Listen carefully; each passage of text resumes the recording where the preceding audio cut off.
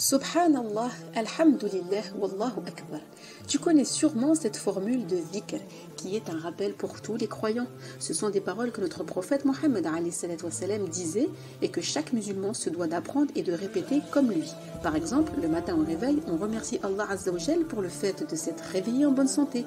On demande le bien de la journée qui vient, la protection d'Allah.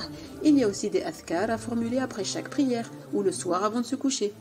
Mais sais-tu vraiment dans quel contexte notre prophète Mohammed nous a enjoint à répéter cette formule de dhikr, Subhanallah, Alhamdulillah, Allahu Akbar? Alors écoute attentivement. Fatima, radiallahu anha, fille du prophète Mohammed s'était rendue chez son père pour se plaindre du mal que le moulin lui faisait aux mains et lui demander ainsi un domestique. Comme elle ne rencontra pas le prophète, elle se confia à Aïcha, radiallahu anha. Quand le prophète fut de retour, la femme du prophète le mit au courant. La suite nous est rapportée par Ali, radiallahu anhu, mari de Fatima. Il dit: le prophète arriva chez nous au moment où nous venions de nous coucher. Nous étions sur le point de nous lever quand il nous dit: restez à votre place. Puis il s'assit entre nous, c'est-à-dire entre moi et Fatima.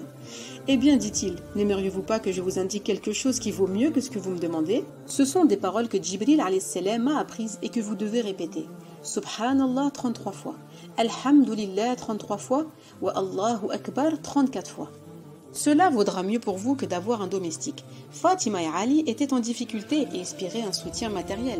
Mais le prophète leur avait donné à la place des paroles de louange à adresser à Allah subhanahu wa ta'ala.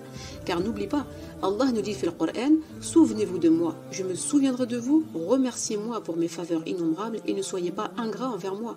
Ô vous qui croyez, cherchez secours dans l'endurance, as-sabr et la prière, as-salah, car Allah est avec les patients, as-sabirin. Car se souvenir d'Allah Azza wa Jal par des paroles de louange que l'on répète le matin au réveil, après chaque prière, le soir au coucher ou à tout moment de la journée aura pour effet d'attirer vers nous la bienveillance et l'amour d'Allah Azza wa Jal, et le dhikr donne de la force et affermit la volonté, walhamdulillah. Le prophète savait que Fatima et Ali étaient de bons croyants et qu'ils avaient confiance en Allah Azza wa Jal. C'est donc pour les réjouir et augmenter encore leur tawakkul ala Allah qu'il était venu leur apporter ce merveilleux conseil de la part de Jibril. À nous, en tant que croyants, de méditer sur cela, car même si nous avons peu de choses, nous devons toujours remercier Allah Azza wa Jal, et s'il ne nous donne pas tout ce que nous voulons, il y a en cela un bien, un khir pour nous, et une hikma, une sagesse, si nous nous montrons patients.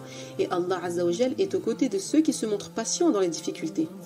Et cela, Fatima et Ali radiallahu anhum l'avaient bien compris. Ils remercièrent chaleureusement le prophète puis Ali leur accompagna à la porte. Ils se passèrent le salam et chacun d'eux était à présent souriant et apaisé, walhamdulillah.